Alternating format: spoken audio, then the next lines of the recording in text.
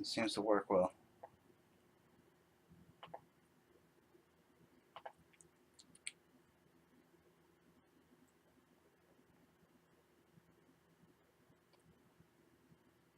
Alright, hey everyone, OneMan here. First 10 to 20 minutes are going to be basic mic checks. See if how I can make the voice mic works. Hello.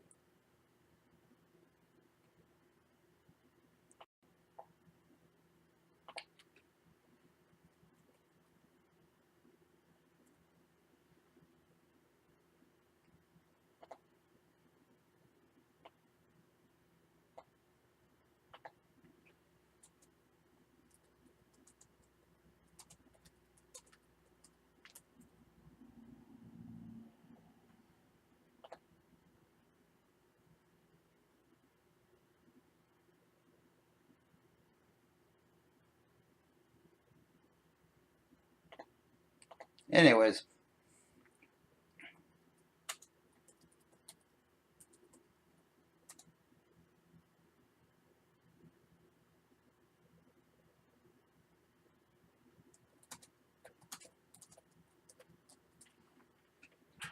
remember guys, to enter any discussion of any podcast, the link is always below. Here's the thing, guys. I got to spend the first 10-20 minutes setting up the Discord, see how we can get this stuff working here. I'm not used to doing these podcasts live, so I got to figure out how to set up the little app that I don't know how to discuss or determine how to set it up at first. So give me a bit, guys.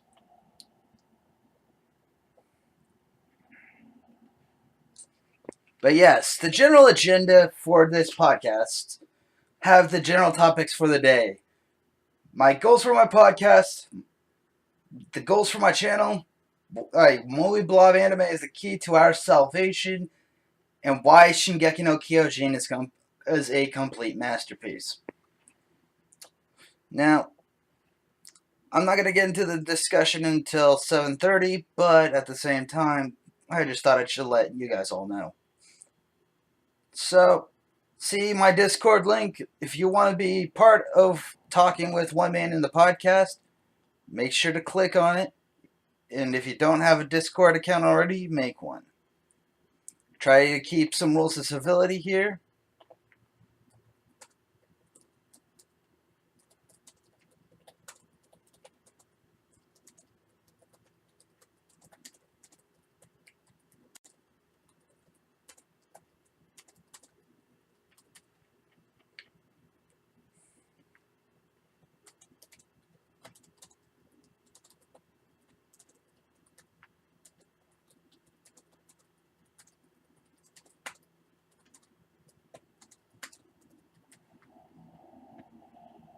Give me a second. I'm going to grab C-Bro, see if he's willing to come on and help me out here.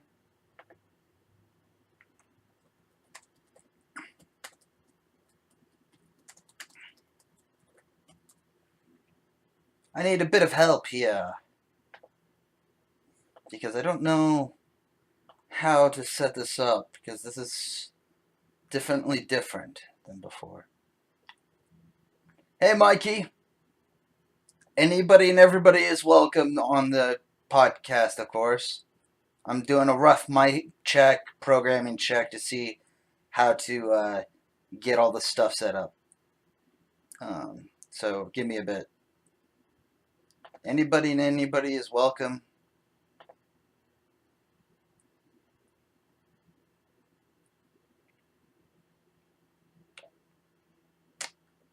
Yep. Anyways. Let's see.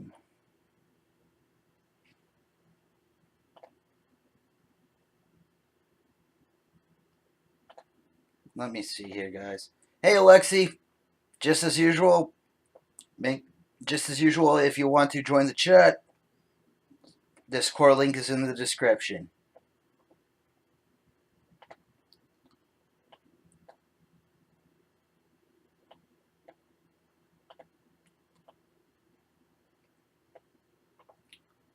So it's going to take me a few minutes to set up.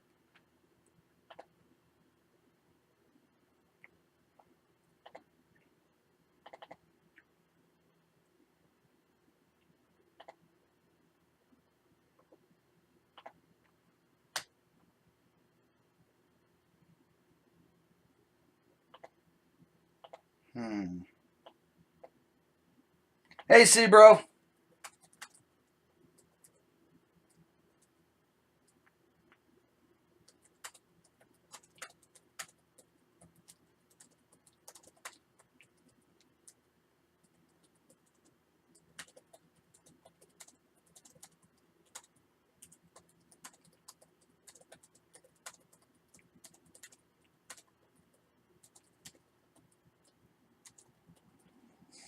Sorry, guys. It might take me a couple of minutes. Might take me a couple of minutes here.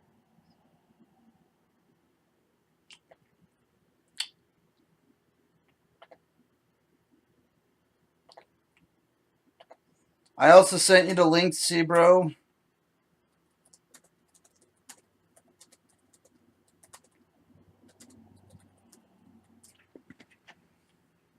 Sorry, it will take.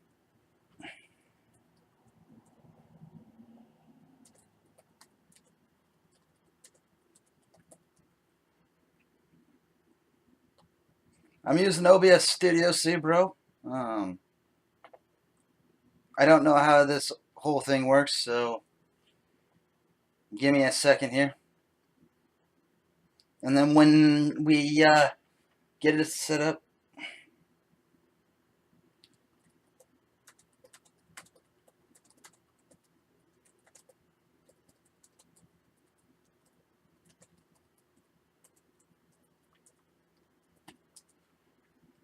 I guess I have to unmute the desktop audio.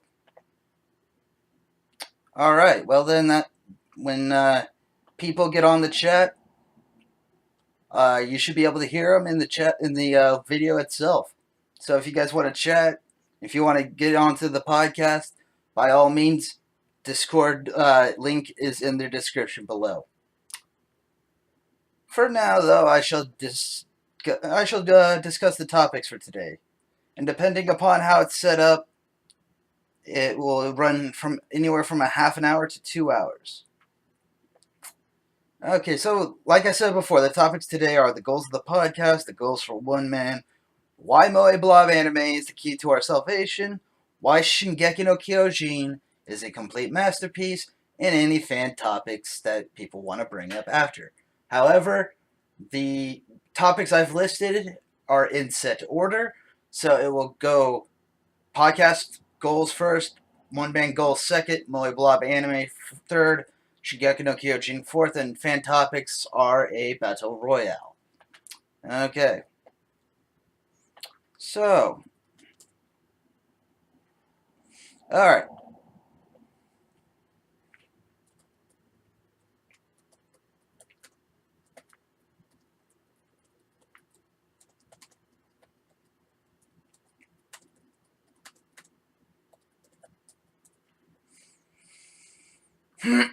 Anyone interested in joining, or do you guys want me to run this solo today?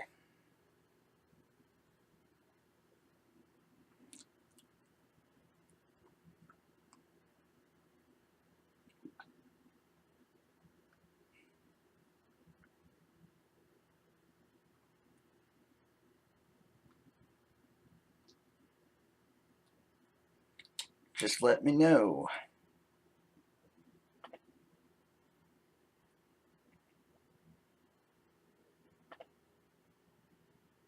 Hey, Alexi. Hey, A Moon. Hey, Mikey.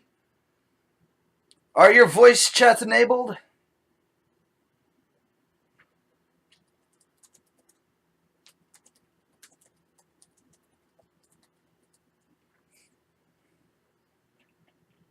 Hey, Emerald. Hey, Mikey.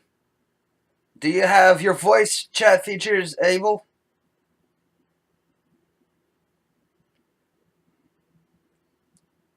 All right, Moon Man. Hey.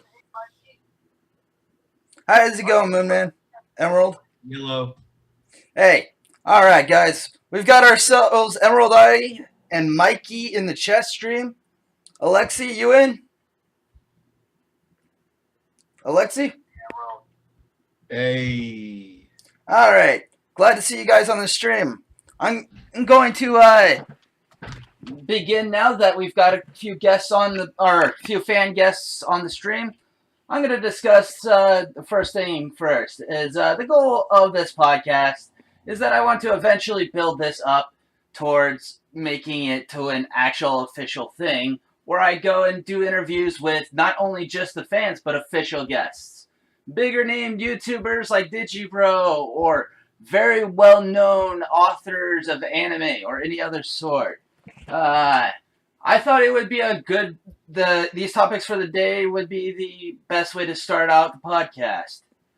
So, what do you guys think? What do you think I should go for what kind of people would you like to see on the podcast?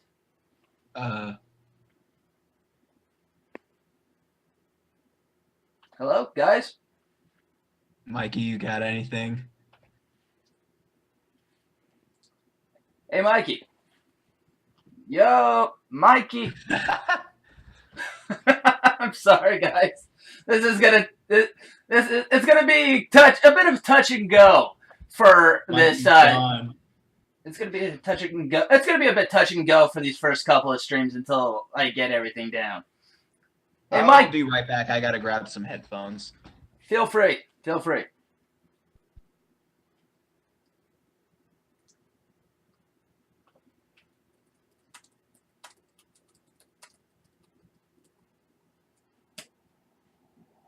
Do you have any separate mics? Well, Mikey, here's the thing. Do you have a separate set of mic, or does your headset function as a mic per se?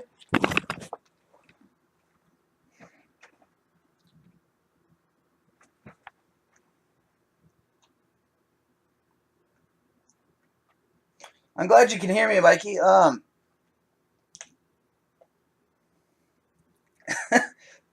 Cody says fried chicken, says Jack Drews. Okay. Alright.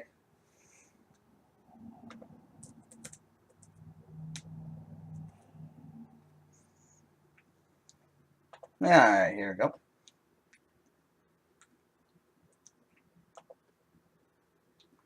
Alright. As you guys can while we're waiting, you can tell, I have used the Shingeki no Kyojin ending, the ending theme, and there's like a certain cut scene in the ending theme, and I just snip tooled that, add a few ping images here and there. Been using Wonder Shutter Filmora as my editing machine, pretty much. Now, I'll just jump ahead a little bit to say that one of the goals for OneMan these days is also that I plan on taking the Hyperdimension Neptunia anime English dub and improving the graphics to 2160p. It's a bit of a theory I have here, and it feels like Hyperdimension Neptunia's graphics could have been so much better if they only just added like a couple layers of editing. So, yeah.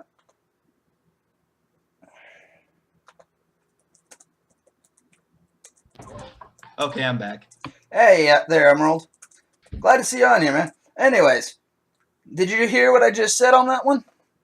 I also was talking about the whole Hyperdimension Neptunia planning on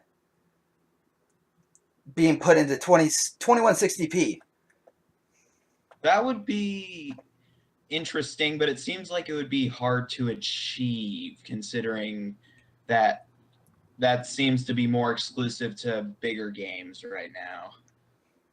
Yes. Well, the way I'm looking at the animation itself right now, honestly, the whole point of the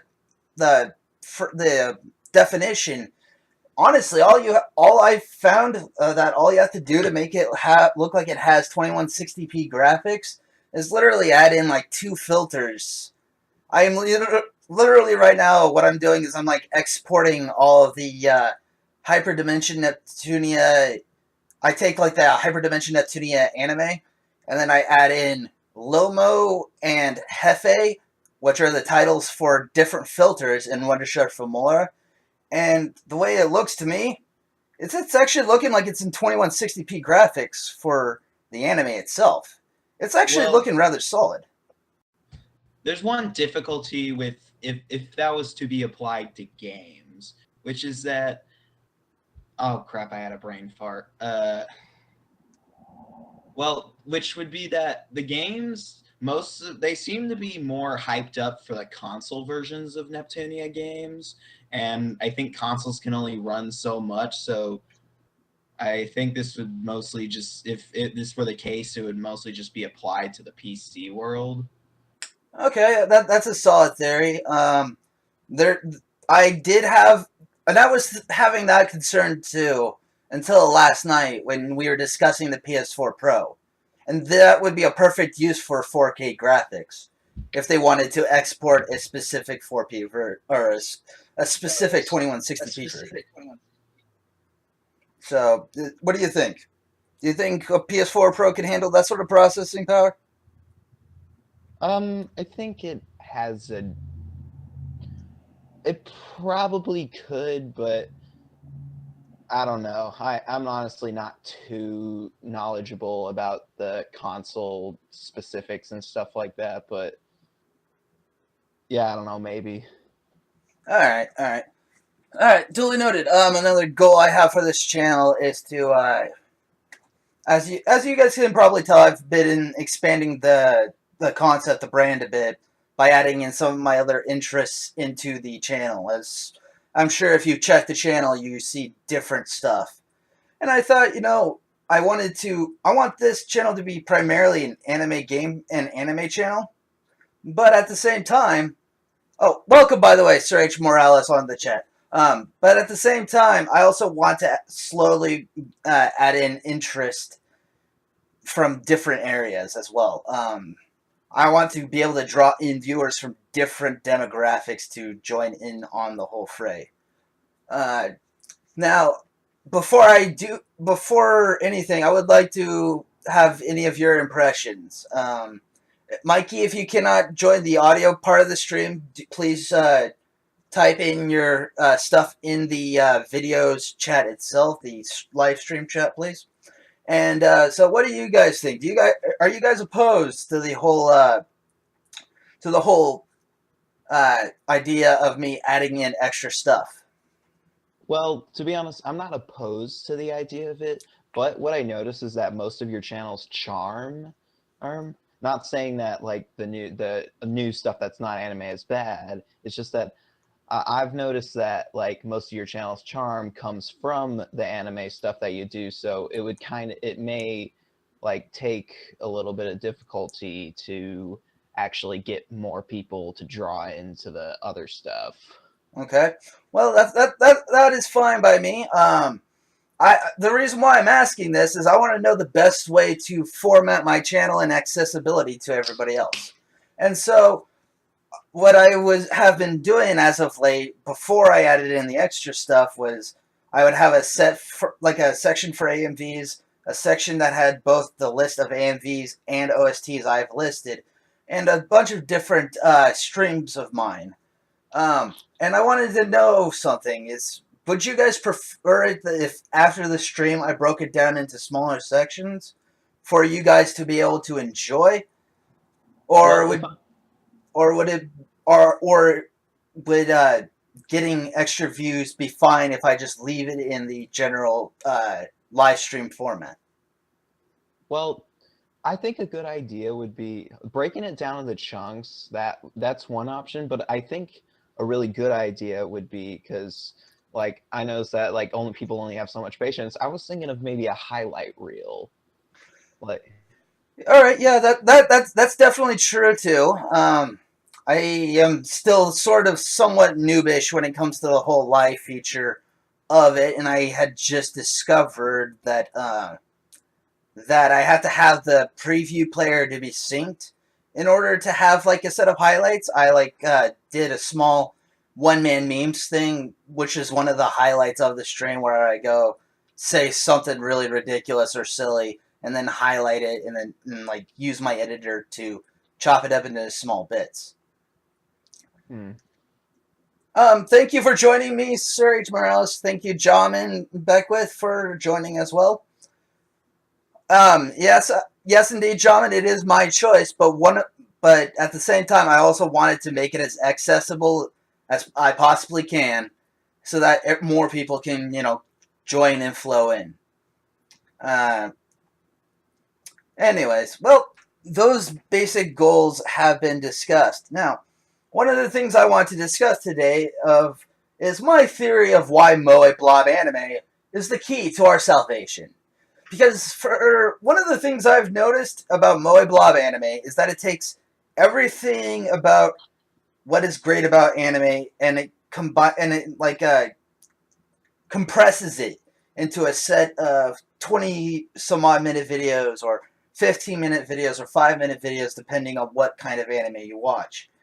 Now, people often rip upon Moe Blob anime for not having substance, for not having plot, for not actual storyline plot, I should say. Could you give an example of a Moe Blob anime? A Moe Blob anime can vary anywhere from Gochiusa to the Hyperdimension Neptunia series. Pretty much the general concept of it is cute girls doing cute things. Yeah, so kind of a stereotype. Yes. Example. Now, the reason why I say it's the key to our salvation is let's look at Lucky Star. Lucky Star would be considered a Moe Blob anime and probably the most purely anime that is successful in the Moe Blob fashion. And the way I look at it, the only thing that really, honestly, sometimes Lucky Star didn't really, it down well was the pacing and the certain kinds of jokes that they would just randomly recycle through transitions. And so I thought, it takes what's all the positivity, the weird, the feeling, just being able to just simply see these girls enjoying their lives and enjoying everything that it is. And I thought, it's taken all the positivities of anime and it's dramatically underplaying the negatives. Well, I guess I would like to make a comment real quick. The thing is, I personally like Moe Blob animes. I enjoy them because of exactly the reasons you said. But I guess the difficulty would be the fact that, I don't know, maybe it requires a certain taste for some people to get into these. Because, how do I say this? It's kind of difficult for someone to really appreciate these kinds of animes without, I guess, being somewhat attracted to the characters. So you're saying it's hard for the people who are outside of the medium to enjoy the aspects of which draws each character, draws us to the anime, such as the cute girls. Yeah, for example, which is that, at first, I got into the Neptunia series, and the average quote-unquote normies would say, hey... Normies. I love that phrase. Anyways, they would say, oh, you're just into that because there's cute girls in it. Haha, you're so funny. And then I guess the average non-normie would say, no, I like the fact that it is a reference to the entire video game genre. Yes, exactly. And also a bit of cute girls. Yeah, there's nothing wrong with that, right? Nothing wrong with that. But at the same time, they do have yaoi anime out there appealing to the female genre that still run the Moe Blob-esque style of storytelling, which would be which, if I could remember which ones I'm thinking of right now, I think No, Diabolic Lovers isn't technically Moe Blob. Anyways, they have the opposite end catering to the gender demographic. So what else exactly about it doesn't draw people in? Do people need more than just a simple slice of life story, or is Well, it, I or think. is? Oh, sorry. Sorry. Well, I think that it's really the thing is I'd say these things are about as enjoyable as a lot of other, I guess, what you could call non-Moe Blob things. But the barrier that people find a difficulty to get through is the stereotypes that everybody runs into on the internet. The fact that it's just one of those cute girl games where people look at big boobs all day. Wow. Ah, okay. Well, yeah. You see, you know what? You've got a point there. So I want to you all to the on this particular topic. What would you think would be a good way to write a Moe Blob anime that can bring in a new crowd, whilst at the same time not forsaking everything that we can enjoy? What do you guys think? Well, honestly, I think if I were to be completely honest, I think that it's already like the story and everything already does good, but most of the difficulty is just on that barrier. But if they were to do something, I guess that would be either minimizing, which God forsake, I do not want that to happen, minimizing the quote unquote lewdness or increasing development on story and certain factors that would draw in more normies. And you know what? That is a solid thing to say. Which honestly, that kind of will bring me up to a subtopic here. In How do you guys feel about how the whole story arc of the Neptunia game series is developing so far? What? Well, no, continue. No. I was actually done.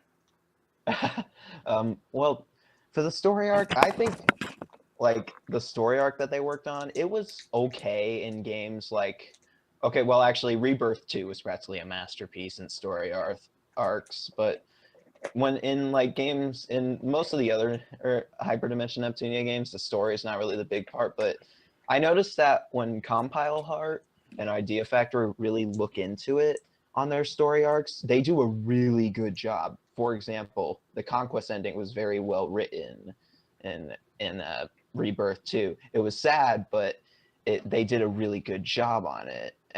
And also Megadimension's story, it did have some flaws, but it was probably, in my opinion, one of the best NEP games out there because it was well, pretty much the best story-based NEP game. And I think other people would argue that Rebirth 2 is the best, but Yeah. Yeah. I would say that out of a storytelling arc perspective, I would put Mega Dimension slightly over Rebirth 2 because certain Rebirth 2 endings were great, but the main one I really honestly had an issue with was actually the Holy Sword ending because it felt like it was a bit of a Deus Ex Machina version of the Conquest ending. Because to me, the Conquest ending solidified Nepgear as a better main character than Neptune. Forget my heresy. well, the, well, I'd have to say with the Holy Sword ending, I feel like they could have wrapped it up a lot better, but instead it kind of, I mean, a lot of people call it the best ending, which I think it is because like it kind of takes a bit of the Conquest ending, but then adds a good spin to it. But the problem I have with it is that it kind of just ends really abruptly, just like the normal ending. Like it goes from oh it's so dramatic, but then it kind of goes a little simple and goes like oh wait we can combine our powers and defeat the deity of sin, and then that happens really fast and it just kind of ends so abruptly when they could have done a more emotional way of kind of wrapping it up. Oh man, it's so nerve-wracking talking. Oh, I'm sorry. I'm not trying to put any pressure on you or anything. I'm sorry. Oh no. Oh, oh Um, no. for me, It's okay. to me, the Holy Sword ending just had too much of a Shonen Jump feel to it.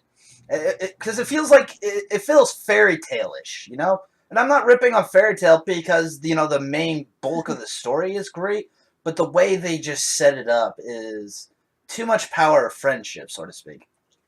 Yeah, you mean to where like it was so emotional right then, but then all they literally did was, hey, if we use the power of friendship, everything will be better. And then that happens. You make a better Irish voice than I do, and I'm very insecure about that now.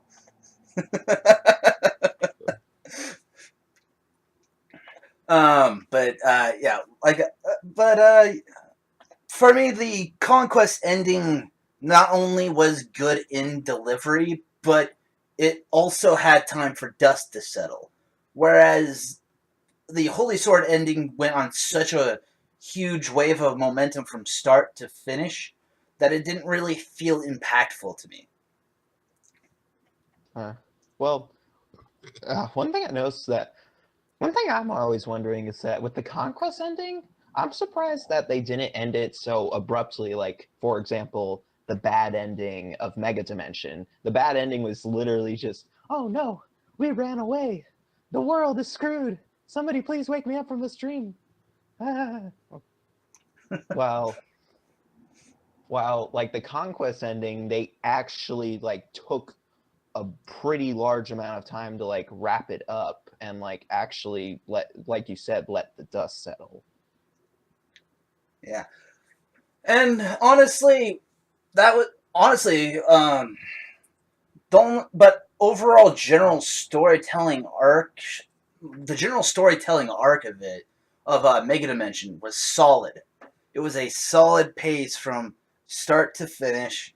All the endings made sense except for the bad end because I don't know. I actually never completed the bad end. I only went for Ascension and for the revival ending. So I don't.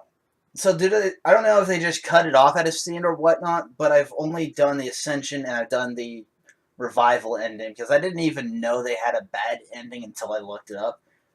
I feel And like oh, I never keep going. all I have to say about Mega Dimension is that it was the first time I ever played this series and felt like I was playing a AAA title because the amount of story content and the way the arcs were paced gave to me a very solid feeling of this is a big field game, and adding in the God of War esque aspect of it just made it even better.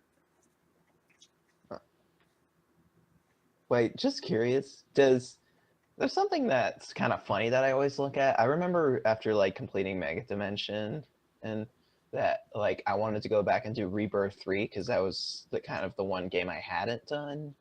And so, well, I still haven't even played Rebirth 1, but Rebirth 3, I went back to play it, and I was like, huh. I mean, like, I'm gonna really like grind hard in this game because like I'm gonna dedicate more time to this game than I did to Mega Dimension. And I was like, it's only a little bit before Mega Dimension, so the gap between the graphics and like all of how cool the moves are probably won't be that big. But it's amazing to me how much they improved from Rebirth 3 to Mega Dimension. Oh yeah, it's absolutely night and day. Um, like the thing about Mega Dimension that really impressed me was the amount of detail they put into it. They put detail into the story. Sunako, as always, is incomparable in creating amazing Moe Blob anime girls with fine detail. Uh, and the fact that they added in new boss fights and a new system and just overall revamped the entire thing made it feel night and day. So the only thing I'm concerned about for the Neptunia franchise right now is that I feel like, and like I said in my review video, I feel like Cyber Dimension will lower the standards a bit, and that is my big concern. Well, to be fair, I'm coming from me. I've played through Cyber Dimension. I actually went through the trouble of translating it so I could play it. So like I actually know what the story is like in the game, and believe it or not, like the story for Cyber Dimension isn't that bad. Also, the game, it may not have the best gameplay, but I'd say it meets expectations. It meets actually like, I'd say if it was on a level of like how good the story was, it would probably be on like a, I don't know, like Rebirth 3 level good story. And I mean, but overall, I actually was pretty satisfied with the game. I thought it did, but there there is one thing that I am concerned about the Neptunia series, which is the fact that like, are they gonna forever steer away from the story arc part of it? Because the story games that they've done on Neptunia have been really good, and like I guess I'd like to see another story, a non-spin-off game. Well, question to you is, what exactly is the actual premise of the game? Because as far as I'm aware, the console war is solely canon, has only been prevalent, actually, in Hyperdimension 1 and Rebirth 1. It is never, ever touched upon again in Rebirth 2, Mark 2, Victory, or anything past any of those. So the question is if it's only prevalent in those two games that are not considered canon in the first place, what is the actual premise behind it? Is it really about the console war? Because they never touched up upon it upon a canon game. Well, believe it or not, like one thing, believe it or not, it actually does. Cyber Dimension, and since I translated the story, it actually does have a premise, believe it or not, which is that it doesn't go over the console war. It actually goes over one of the it actually goes over and creates a scenario that's pretty much replicates the big problems with large MMOs. For example, World of Warcraft, etc. For example, like one of the main problems in the game is cheaters and like massive hackings and like other stuff that. So Oh, it so basically, does that explain Cheetah then? well, it's funny. The name of the villain says it all. Cheetah, because cheater. Yeah. I just find it funny that the like two characters from like two series that I just absolutely don't like combined to turn into a cheetah. Like, I've watched SAO and bits and pieces of Excel World, and while it's Wait, not the worst thing ever, I just didn't like either of them because I just don't think Reki Kawahara can make a decent villain, yet somehow Cyber Dimension literally took two characters and made an actual villain out of a couple of series made by a guy who can't write villains. well, the real villain I actually wouldn't say is the girl version of Kirito, and and then like wait, who does the cat girl represent? Neko Hime? The Kuroyuki Hime from Excel World. Jeez, it's funny. Trash plus cancer equals cheetah. Okay. Oh, Yeah. I'm So, sorry, it's Black Lotus. According to Mikey, it's Black Lotus. uh,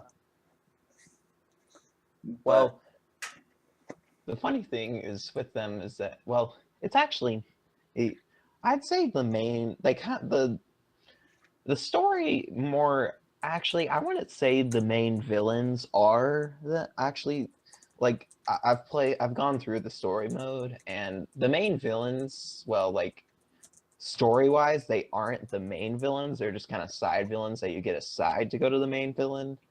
But yeah, I'm not gonna spoil anything because I'm just I'm gonna not spoil but I anything. and while I'm glad to have found that out about Cyber Dimension, but that wasn't exactly my question. My question was, what's the actual overarching Neptunia story altogether?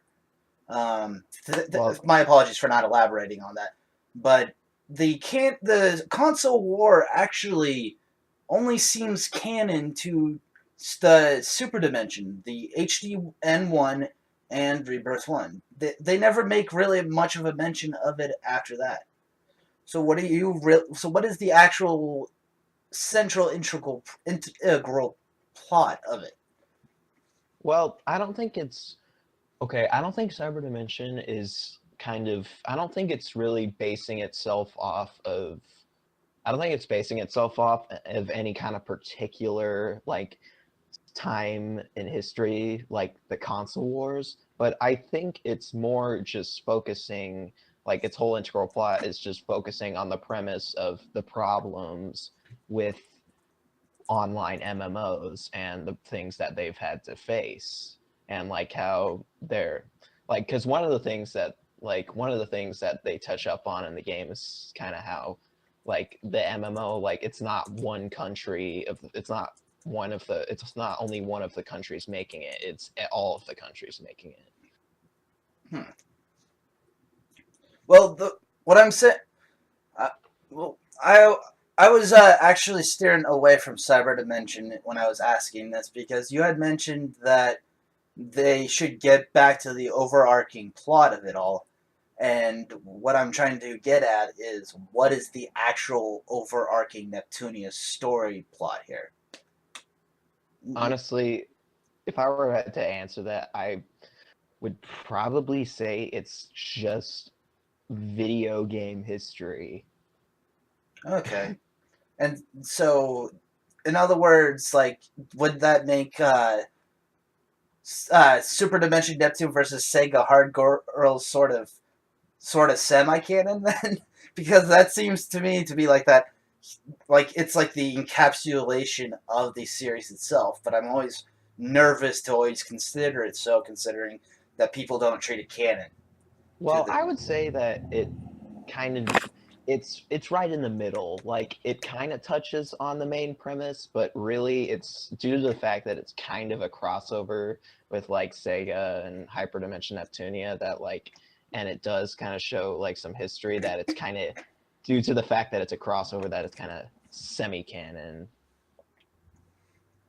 Ah, well, so how would you say how would you get the story back to the main to this premise then? How would you go about doing so? Well, maybe I mean really they kind of have two options in this, which is that they could try to find another event that happened in. They could try to find kind of another event that went on in the history of video games, or they could kind of make up some whole new plot. Like Megadimension was is like one of the big things about Megadimension was that it really showed the story of the Dreamcast, and the Dreamcast story is a tale of heartbreak and like I guess almost the kind of fall down of Sega, and that was a really good idea for a video game history kind of remake. But I'd say that like yeah they should. I don't know, but I don't know how they would do if they were to just make up a scenario because like I think really their best option would probably be to find another like moment in video game history where they could kind of grow another story off of it. All right. Well, that will be something that should be kept note in the future. I personally am already like writing myself a fanfic already of this, of the Neptunia franchise. All right. Now, next topic I really wanted to cover is I'm still feeling sort of the fallout from the Shingeki no Kyojin anime, and the reason why the fallout is still in effect is probably due to the lack of uh, substance to this particular weekly anime season to me. Because most of the anime to me are either not appealing or not canon to the story. And other than Neptunia, I don't like watching series that have side canon to their main canon. And so for me, I'm still like in like the wake of season 2. And quite frankly, season 2 has only solidified to me that Shingeki no Kyojin may my be one of the God. greatest anime of all time. Couple of my top fives are literally Shingeki no Kyojin, Darker Than Black, Durarara. And when I'm speaking of anime, I'm speaking strictly anime with like no game origins here. Oh my God. One Man. Yeah. I'm looking on eBay right now, and like, there's people selling the. So apparently, there's a limited edition for Hyperdimension Rebirth 1 for the PlayStation Vita, but I don't know if it's rare or not, but it's going for $1,200 on eBay. Seriously, someone needs to regulate that. Well, also there's two other ones that the other one is $1,100 and the other is $1,450. Where did these people come up with these pricings, I wonder? Because to Well, me, that just seems rather unnecessarily expensive, especially since you can get a lot of this stuff in there's like 10 people bundles. watching. There's 10 people watching it. 10 people watching the eBay bits? Yes. That's actually pretty amazing. People must have a fuck ton of money to spend Oh, wait. right now. Here's the link to it, right in the. Just check it out. Isn't the limited edition of the Rebirth 1 PlayStation Vita, isn't it actually pretty rare? No, I wouldn't say so. I'm pretty sure you could just find it anywhere for maybe a couple $100. I don't have a source to quote on that, but generally I can find just about any sort of limited edition for any game, really, for about $200 to $300, and oftentimes that comes with like extra stuff, like the VR version of Megadimension that's coming out. I'm getting for like 175. That's including shipping tax and international tax. They're all $1,000 plus each one. If you look up the thing is, this limited edition is it's the box type. For example, the Royal Edition with the Cyber Dimension Neptunia, where you get the special box and it comes with the special stuff inside. I got that for like $250. Yeah, I know, and I think that was the price for like the original Rebirth one. But I guess now that since Rebirth 1 is like kind of an older NEP game now, that it's kind of, I guess, now rare. I mean. Oh, wait, hold on. Wait, I'm looking at the description. Only 1,000 of them were made to sell in the West. Oh, so they're trying to use limited. They're trying to reuse the limited time. Oh god, that is so cheap. Well, it's cheap enough when the official companies do it, but when people that aren't related to the company are doing it, it's just cancerous. Well, actually, the thing is, I think, I don't know, actually, I think you're right with that, but it is the English version, which is astounding, because, like, the Japanese version you can find for a lot cheaper, but, like, it is the English version of Rebirth 1, and it's, like, a special box edition, which is... You know, I bet you I could look up all the different items from Rebirth 1's set, and then literally go on Amazon and find each separate part, and I would probably save a ton of money by just buying each separate piece on Amazon. Yeah. But anyways, Shingeki no Kyojin for me was a solid anime from start to finish. I mean, yes, it has its problems, but every story has its problems. And to me, Shingeki no Kyojin, from its absurd amount of detail, from like what really sold me on Shingeki no Kyojin wasn't even like the starting premise or the characters, even though Eren Yeager has a similar personality to mine. But what sold me on it was that they had this like little scene about Eren Yeager, trying to use his, like, when they were like in their little barracks or whatever, and Eren Yeager is trying to build trust of himself within the Survey Corps, and one of the things they do is they all try to bite their hands. They try to bite through their skin, and and it's interesting. And the reason why I say this is because it gave like because before that scene, what really kind of set me off was how they could so easily work as a unit with Eren Yeager, especially after that trial scene. Oh, and sorry if I'm spoiling. I'm not trying to spoil, but ladies and gentlemen, um, but what really bothered me, which Shingeki no Kyojin made light of after, was how they were able to work with Eren Yeager after such like a heavy scene, such as the trial scene, and they follow it up by showing you a very deep and emotional scene where they're building trust, and Eren is trying to get them to trust him, and when they all each start trying to bite into their hands, trying to do what Eren Yeager does. And they find out that it's not easy for someone to bite through your entire hand and cause a lot of blood. And they start to realize that it takes a lot of conviction. And even in that scene alone, each and every little relationship aspect of it was so finely covered that when they started to fight the female titans, I felt so sad, especially when I felt super sad for a lot of the Survey Corps people just getting off like there's some cheap villain in Neptunia, and I just and yet it didn't take Shingeki no Kyojin any time whatsoever to set this up. It took an absurd amount of detail, is what it took. And to this day, like, out of just sheer attention to detail, is what really solidifies Shingeki no Kyojin.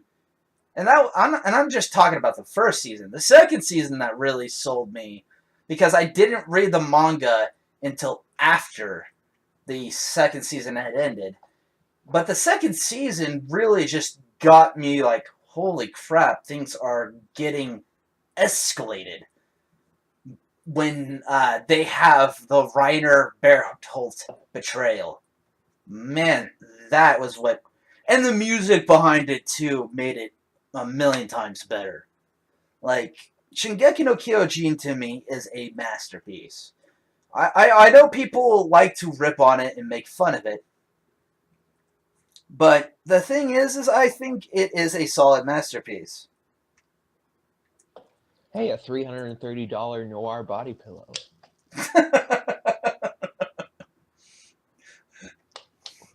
You probably just completely just ignored everything I said. I completely fanboyed all about Shingeki no Kyojin. Yeah, what And did you do? What was that, one man? I, I was talking about why I think Shingeki no Kyojin was a sheer masterpiece. Things like the attention to detail, the scenes that made me believe so. Then I did a brief touch up on the whole Reiner Bertolt betrayal, and going about how fucking amazing that moment was and the way it was set up. And you're just like, oh hey, $300 noir pillow. I mean, I can't blame you. I love noir myself, but well, actually, it is apparently. Oh, it's not. It's. Oh, I think it actually. Wait, no. It makes sense that it's that expensive. You know why? hmm. It's not a bootleg. Ah. It's actually like an official, like Compile Hard Idea Factory made one. Also, to be honest, it looks pretty good. I bet. I personally believe that pillows are for sleeping, but I'll that's put the good. link in the description. I mean the pillows I use are just standard pillows. I don't use body pillows, but anyways, I, It's fun. I know I'm super normy about that whole pillow thing. I'm not into the whole Daikimura stuff. Well, the thing about the pillows, I think, is really either for YouTubers, hideaways, or I guess the quote-unquote legendary weeaboos. See, Or otaku. I'm from Oregon in America, and Oregon is about as devoid of anime culture as you can possibly get, especially Medford, Oregon. It's the And same way in Texas. yeah, definitely. Um, and my entire that's another one of the goals that I had completely forgotten about with this stream is that I seek to get that last grouping of people that aren't into anime and think it's like only for kids or for fat losers. And the novel that I wrote it that the way I did because I wanted to get that last grouping of people interested into the medium. Because what I did is I like certain relationships in the story are based off of Moe Blob anime. Like particularly what I call the Vert effect. Now, I'm pretty sure you know what I mean by the term the Vert effect is. Yeah, well, the thing is with like these is that like these anime the stories are usually good, but I really don't think that like this group of people will really start to come in here until like the barrier of the internet stereotypes kind of lowers.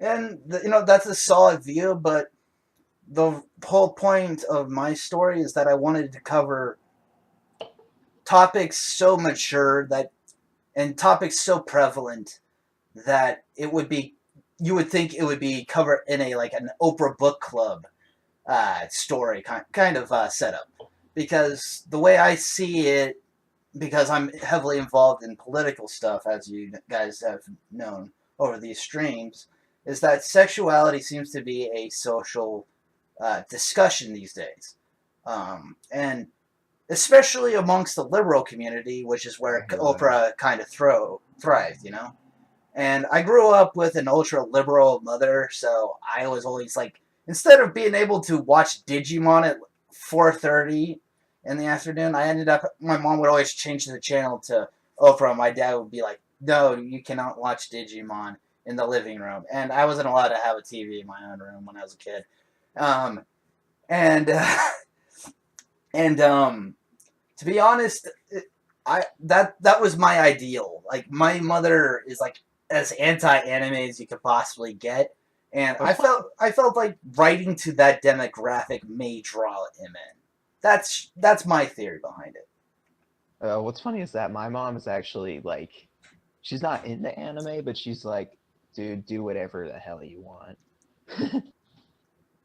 But Well, yeah, like, but my dream, my goal is to send anime to a divine age, so to speak. Like I feel we're in a golden age of anime, but that last step that anime needs to become one of the best, probably the best entertainment medium that I believe it to be is to get it to that last stage. And well, the thing.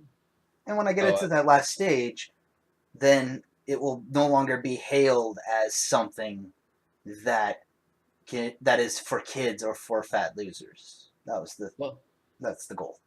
the thing is, I feel it's slowly approaching that area because so far anime's not getting worse, but American cartoons are. Yeah.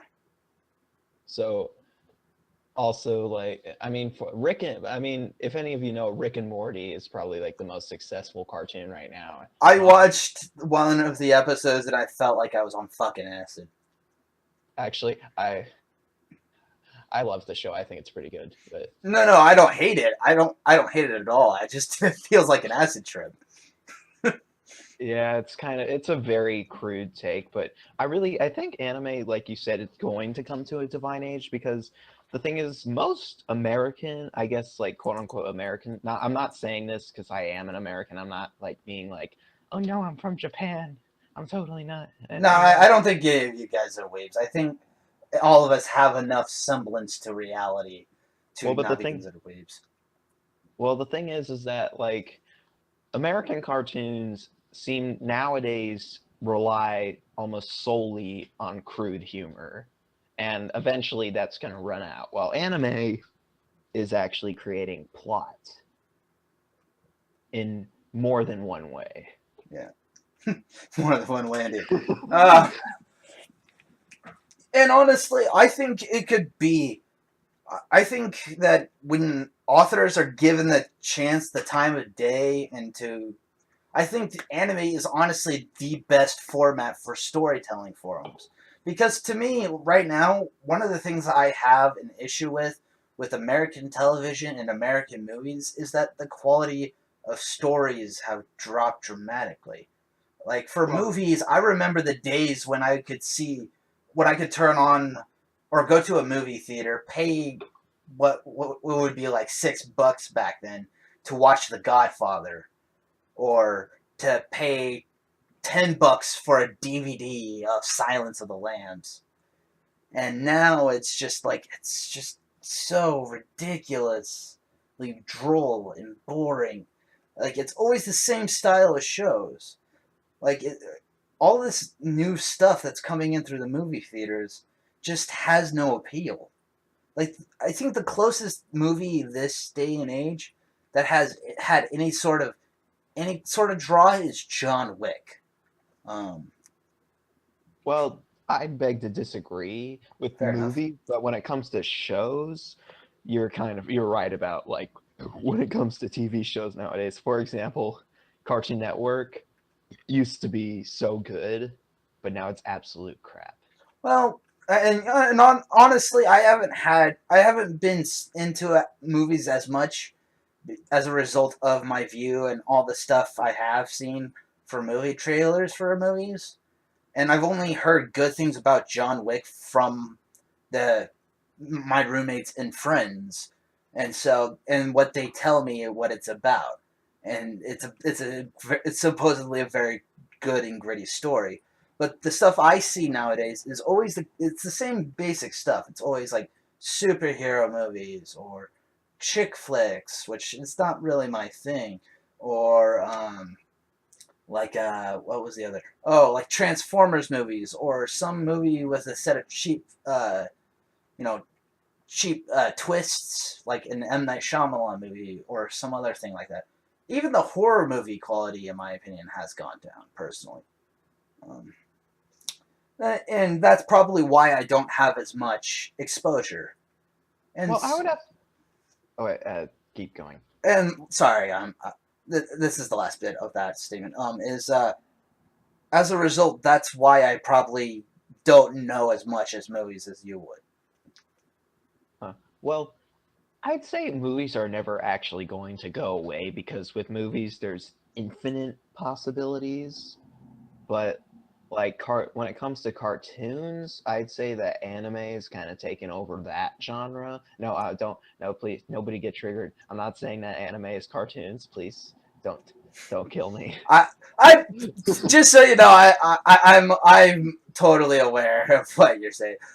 I'm not saying that I'm not necessarily that movies are going away. I'm saying they're in declining quality. I'm not necessarily saying they're gonna go away because there is a rabid American market for it. But just because there's a market for it does not mean the quality is going to improve. Well, you're right. Most movies, like almost every movie, actually used to be pretty good, but now like it's let's say not. It's like 80. It's like 90% of the movies are trash. While there's one gold. While there's like a few golden apples that are in there. Well, and the thing is literally somehow, some way, the the movie industry has somehow made me dislike the superhero genre so much that I don't want to even watch Boku no Hero Academia or any other superhero related anime, because I am just like, I am so sick of superhero stuff. I'm sick of superhero fiction. I've grown so sick of it. Like, Maybe it's the ugh. commercialization and all the annoying twists that they keep putting on it. Yeah. For example, Batman versus Superman. It's like I kind of liked it when it just kind of stayed in what would happen if it happened in our heads, and it just kind of turned into a terrible movie and kind of ruined It, it, Batman it, and it Superman feels for me. commercialized. Yeah, it's like now one day it's gonna be in the middle of a movie and it's gonna be like, hey, buy a Pepsi and you'll get superpowers like me. Buy a Pepsi. You know what? If it's that downright sellout about it, I might actually watch it. Like, if it's all about like a meta commentary and it's all about superheroes based off of fucking sodas and like different like brands of fucking store items, I might actually be behind that because that might take a little bit of creativity.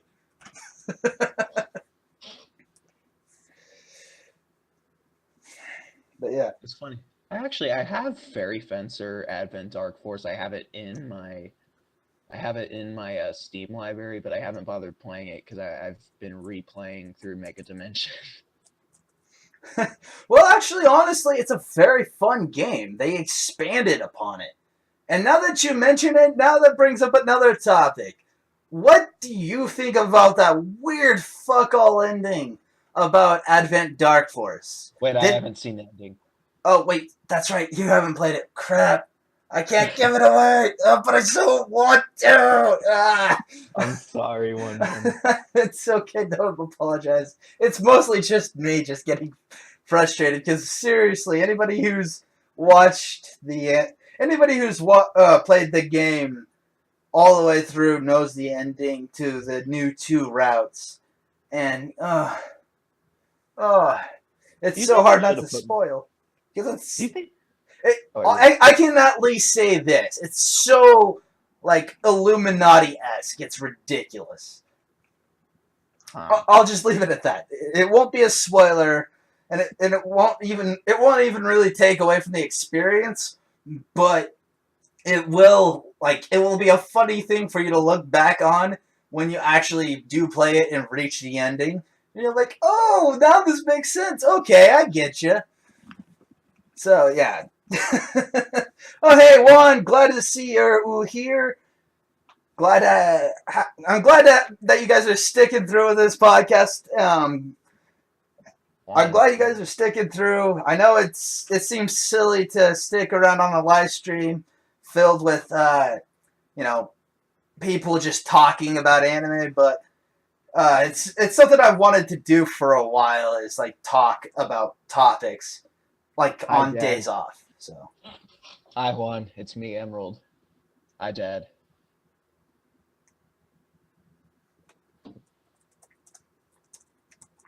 That moment of silence.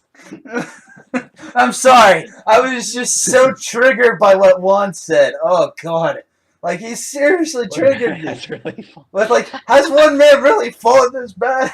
Like, this isn't fallen anything. I mentioned this in the update video. I said I was gonna do podcasts. He triggers me sometimes. Like, I swear, he knows which buttons to press when it comes to stuff with anime. Oh, wait, what Alexi said in the chat. Oh, remember Bakugan? I remember. Oh, God. That brings back, like, it's funny. When I was a kid, it was Pokemon, then Bakugan, then Pokemon again, then back to Bakugan, and then I went back to Pokemon. Personally, I got exposed to those series when I was like 6. I had seen like the first half of the first season or whatever, and then on my 8th birthday, my dad bought me Blue version, and I had like the original goddamn Game Boy, and then along with the Blue version of Pokemon, my dad had also bought me a Game Boy Color, and it was like the best thing ever for a long time. And then after Pokemon, it was Digimon and Monster Rancher, which, by the way, is the best out of the 3 Mons. Get it? The Mons. Sorry about that. I'm sorry. Sorry if you didn't appreciate the puns. But seriously, Monster Rancher was actually my favorite out of all of them. Like, I don't know what it was, but by all means, it shouldn't be a good one. Oh yeah, OneMan. Another thing I forgot to mention. I came up with a reason that makes IF bad. she Naruto runs. But no, that's not a bad thing. That's not a bad thing. That's part of her Chuny charm. I don't like. I sort of came into like Hyperdimension Neptunia at the same time. I got into like the Chuny Bio show, and like Rika is just like the fucking most adorable thing ever. And I want to make her my daughter. I want to freaking adopt her. Like she's so freaking adorable. But like I like Chuny chicks because I'm technically a Chuny. Shut up, Juan! It's not even an anime! It's not an anime! What the fuck does a thought mean? What does that mean? I don't understand what that means. Well, Morales, you can say you believe if you want. You can like Pokemon better than Monster Rancher. I personally really like Monster Rancher. What the fuck is a thought? What does that even mean? Do you have any idea, Emerald? I don't know, but all I know is that in the end, the best waifu is Umio. That doesn't make sense. Umio's a husbando. You have to be female to be a waifu. He's got them legs. Hey, I'm still disturbed by the fact that they're shaved. Like, why does he just shave legs? Like, it doesn't make any sense. Wait, do any of these characters not have body hair? Do they, like, oh god, that just brings up a topic that just, like, makes it even more weird. Shut up, Humberto. White hair makes you a deity. It makes you a deity. One of the 7 deities. Okay, Alexi, okay. Well, Alexi apparently explained what the term thought is. Okay. And then he said it, even though thought tech actually means a deer. No, please don't. I don't even know how you're supposed to flex on us when you're typing twisted words. Juan, what language are you speaking? I think he's on roids right now. Roids. So yeah, anybody in the chat section or Emerald? Anybody want to come up with some fan topics? Well, wait. You know what might make a good anime? Like, has anybody heard of Wolfenstein? Yes, I have. Bethesda game. What if like kind of an anime adaptation of that? Oh god, that would be awesome. But it's a Moe Blob version where all the cute girls are Nazis. Yeah. Oh god, I think I actually have like a set of pictures. Like I was in this Facebook group for a while, and I was still Facebooking, and they literally had like all like famous dictators as Moe Blob girls, and I think I have several of those saved up on my hard drive. It's just like that's funny. That's funny you mentioned that, actually. That's actually funny. I find it funny that... Oh, Juan's got a topic.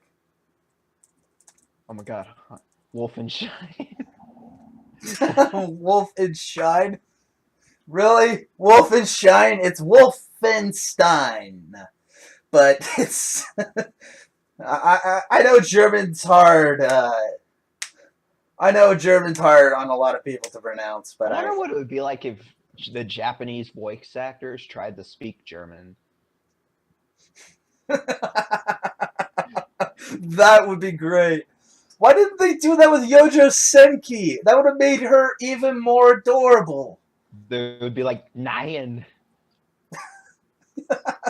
Like even with like the problem children coming from another world, the bunny girl would always like say yes in English. Like or Doom could be an anime. Oh god. As long as it keeps the thrash metal for like the 2016 edition, I'm all for that shit. I like have you listened to Rip and Tear, man? The thrash on that is glorious. Oh god.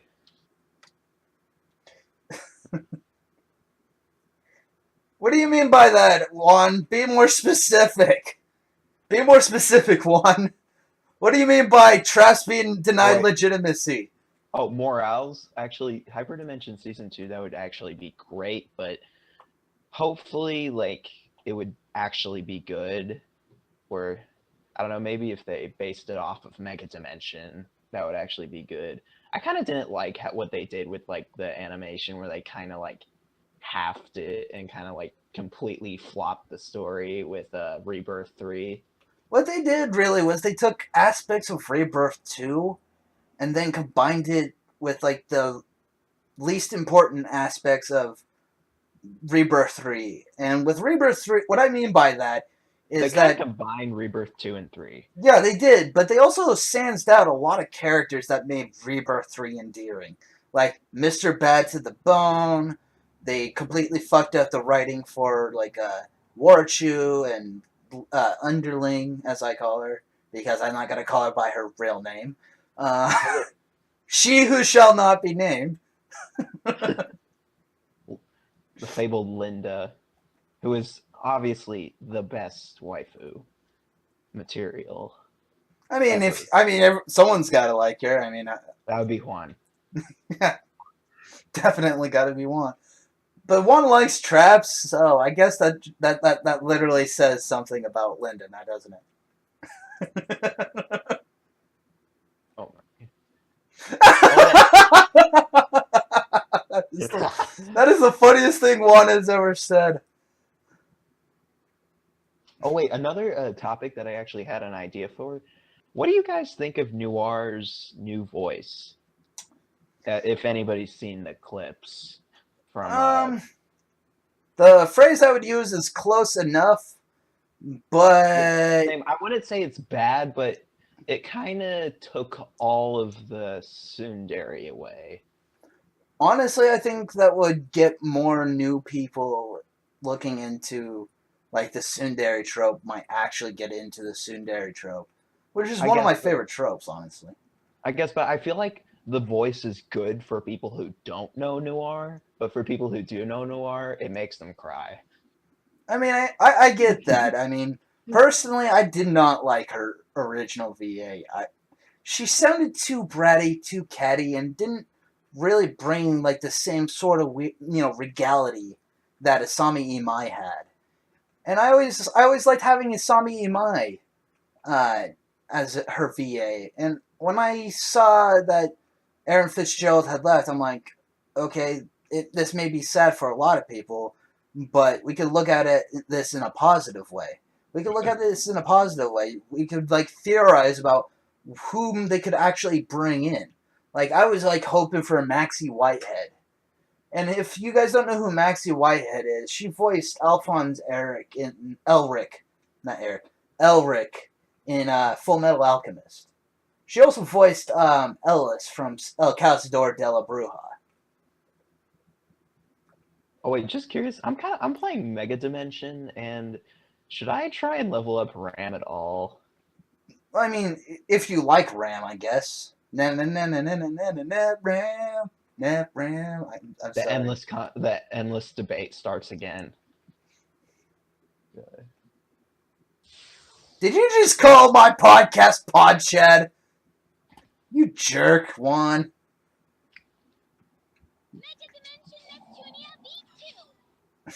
I can hear that playing in the background. Wait, seriously? Yeah, that's okay though. I had no problem with it. Wait, what the...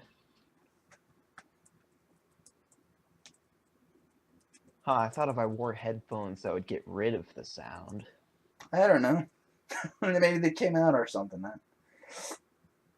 I thought Mikey would be in too, but I guess he doesn't have a mic. No, Humberto. The only good thing about Red is that she helped make Augrist. That's the only good thing. I was kind of drawn away from Red because she was like a lost pause in Hyperdimension. I don't like the fact that her facial features are different from all the other characters. I don't know if you guys noticed it, but she looked like a fat person's head with like a non-fat person's body. You mean how her face was kind of like squeezed in really tight while her head was big? It's like a square with all the corners turned round. And it's like a weird like chubby thing. It's like this weird square, but instead of like the things being pointed, the people who drew it like erased the corners and put like curves at the end instead. Um, so, but RAM is not really essential for Megadimension. It really all depends. But I'm wondering if I should use her. I was thinking of just like my party would just be the CPU candidates. Well, if you do it that way, then do the candidates, but have them in formation, because you can use superior angels when you get that ability. Is it really that effective, or? No, but it's a cool attack that does plenty of damage.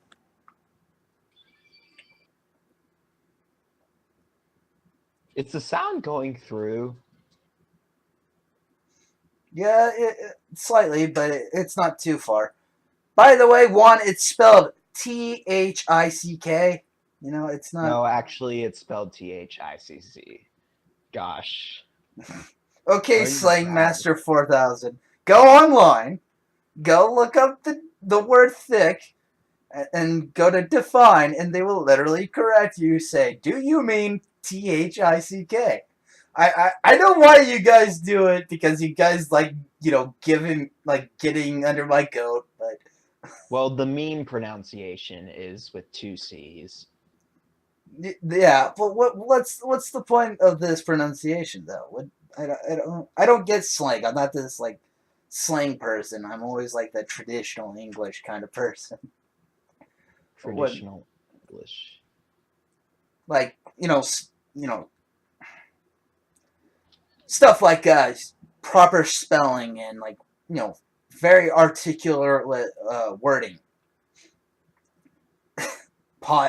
Can you please call it what it is? It's called a podcast, not podmast. Wait, what?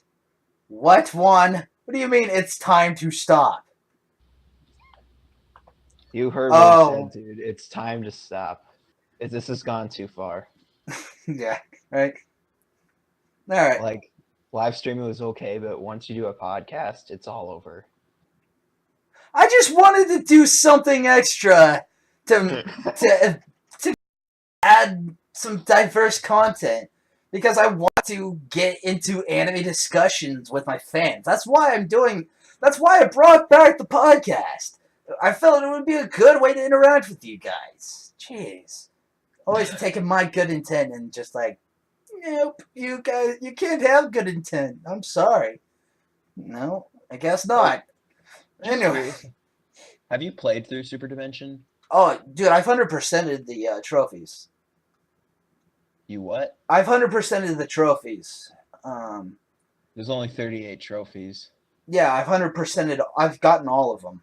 I got all the trophies for that. To be honest, I was kind of disappointed with the game. One big thing is the combat system. It was pretty, like, there's no combo system in the game, which kind of, like, also customization is very low. Yeah, I agree with that, but the one thing I liked about it was that it actually made the battle mechanics go by faster and smoother. I think that customization, while it can help a series, it didn't really help the series as much, and I feel like Super Dimension structure for basic combat mechanics was a lot better. I'm still wondering what another video game scenario that would be good for, like, the Neptunia series if they were to look into. Because, like, I know how in Rebirth 3 they did the whole, like, well, actually, I mean, the whole Atari, like, coming back thing was kind of mediocre plot, but, like, it was okay. I guess it's, I don't know, I'm wondering what they could do for, like, another, like, idea for another story-based game. Well, to me, Rebirth 3 wasn't much of a Rebirth story. Because really all you didn't even really, unlike with Mark 2 and Hyperdimension 1, there was really no need for a Rebirth 3, if you get what I'm saying. Like Victory was the cutoff point between Gust, Nisa, and Compile Heart and Idea Factory. and they went with like Felistella instead and Tamsoft, and they forsook the whole. They forsook Nisa and Gust, but once Victory rolled around, there wasn't really a need for a Rebirth 3.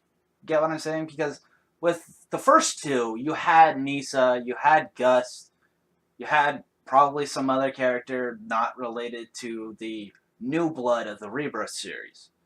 So I never really saw a need for a Rebirth 3. I mean, I'm glad they made a killing on it, but I kind of wish they applied more Rebirth 3 stuff to like Megadimension, because they never really mentioned Ultra Dimension whatsoever, or Plutia, or anybody relating to it.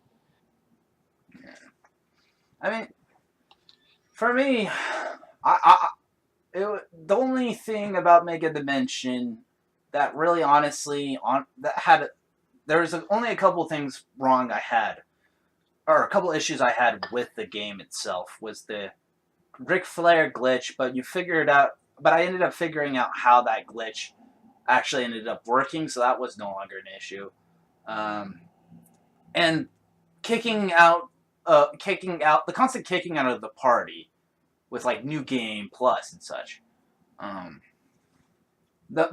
Those were my main two issues with that game. But another issue I came up with just now is that while it was a good story for the Dreamcast, it only helped muddy the canon waters even further for the central plot, and it's being left to, because the thing about Megadimension is that when it ended, it's like, wait, can they even make another story game after this?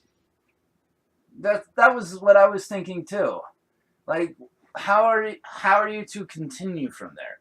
Like, who is going to be the? Well, I actually now that I think about it, there could be one last canon game in store. Where Steam invades game industry. Well, now that you mentioned that, that's another one. I was thinking getting that Delphinus motherfucker relevant. Like, what the heck is with Delphinus? Who's Delphinus? Delphinus has armor that you can equip in Megadimension after you level up all of Zero Dimension's public shares or whatever, the public relations shares. You get like an armor set of Delphinus that you can sell. Which character does that go on? Or I think it goes on all the candidates, the CPU candidates that you can equip them to. But it's you know how I have in my streams how I have a fuck ton of money? That's from selling one of my playthroughs Delphinus armor, because it like selling them all together gives you like 25 million or like 250 million or something like that. You get an ass load of cash for selling it. Well, are the stats good on the armor, or? I mean, they're the best processor in the game, but yeah. But there's that, and there's also Delphinus, the actual individual itself. Delphinus is kind of like the Delphin in a super dimension. It's like a super boss. You know how you like have a story final boss, but then you have a super final boss that is solely for the gameplay mechanics, which is what is called a super boss. And in Super Dimension, and I think in one other game, you can actually face off against Delphinus. It's Rebirth 2 that you can face off against Delphinus. And Delphinus... You mean that weird wolf thing? Or Delphinus is sort of akin to true deity of Sin R4. You know, like that weird rabbit furry that R4 turns into? Yeah.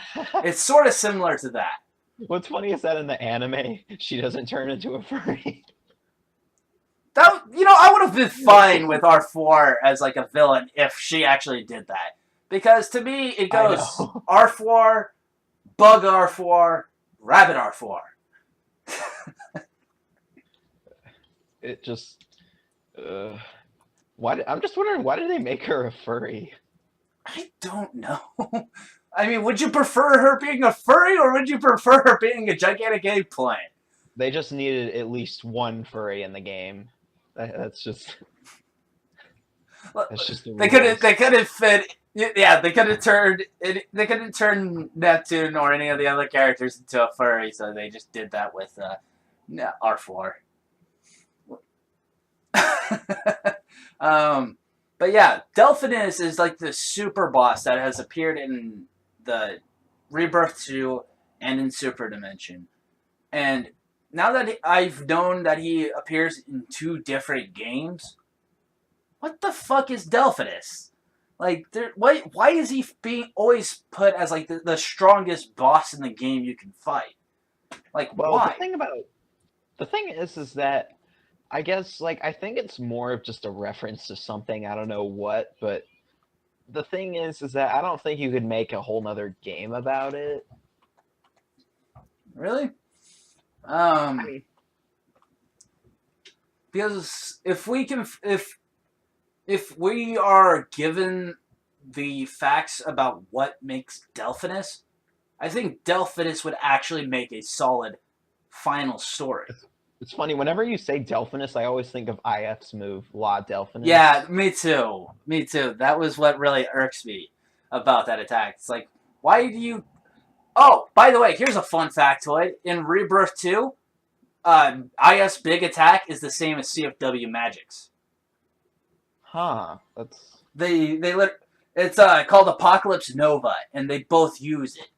Albeit their attacks look different, but they're both literally named Apocalypse Nova. Like, what makes me curious is what Delphinus is, and if Mizuki Naono, or whatever her name, actually tells us the meaning behind the character, I think Delphinus could make a solid final enemy. La Delphinus. I'm sorry. Like, in the Japanese version of IF, I absolutely love Kana Ueda. I fucking love her voice. I love the chuny gimmick behind IF. Even though I don't like Kampa, I ship her with Kampa.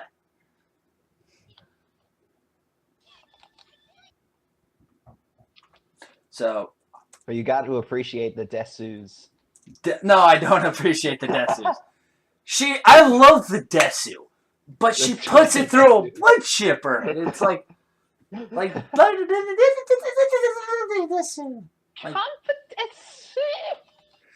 she's literally got an attack where it's like Desu, Desu, Desu with like exclamation points on it, with like the combo system. She'll have like an option that literally says Desu, Desu, Desu, and it's like, and she literally just spins around saying Desu. Like the Desu triggers in my fucking head. I'm just curious. We both know Megadimension VR is coming. I'm actually I think like today or tomorrow I'm actually going to order the Famut 2 DX version of it. But I'm kind of curious if they're going to, because I don't know. I'm just wondering what to expect from it, because not much has been shown aside from some regular gameplay. And the intro kind of didn't really show anything. The intro was just kind of like super happiness thing. Like, I want to see in detail why they added in this extra like VR experience. Like, honestly, the reason why I'm getting the PSVR and like I'm literally going to order the PSVR after I'm done with this podcast. I was somehow able to get like the whole set of it for only $375. Which, God, with the VR, like that's the one thing like with Neptunia that happened. Like I saw the trailer for it and I'm like, I was originally like, the VR experience, it probably won't be that good. Then I see like the official trailer and I'm like, oh God, I gotta get a VR. Yeah. To be quite honest though, I think the VR opening is the absolute pits. Like it's the absolute worst. Yeah, it's because like they didn't really do. It's pretty much just like it's one of those like slice of life happy intro. Like they gave it an SAO opening. I've never seen the SAO opening, Dana. So. Okay. So yeah, anybody who's seen SAO or has played any of the SAO games generally has that same poppy feel to it. That K-pop feel to it. Where it's kind of like it's kind of a bit the actual plot is a bit dark, but they kind of just like make it sound like it's the happiest thing in the world. Like, it would have made sense if it was a Rebirth 1, opening. Like, if they did that for Rebirth 1, I could see that going. I really love Action U's opening because, like, if only they didn't use it for a stripping game. I mean, again, that's not the point. That's not the point of the game. But yes, I guess it is, really. I mean, the way they just, like, easily break. Like, it's fine the first few times.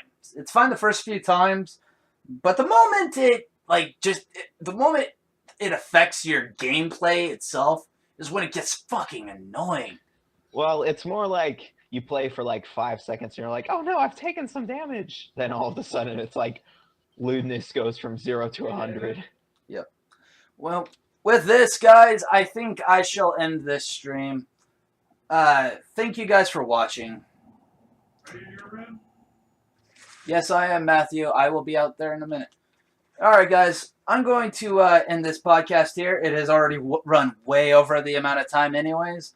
Emerald Eye, thank you for joining me on this podcast. Sorry it was so late, guys. I had originally planned it for 5, but I had some errands to go and take a part of today. So I had to make this later. But generally, the general time I will have these on is about 5 p.m.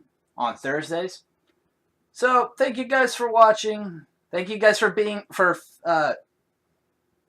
Thanks for having me. Thanks for joining me. And well, guys, this was the return of my podcast. Have a nice day and never stop loving anime.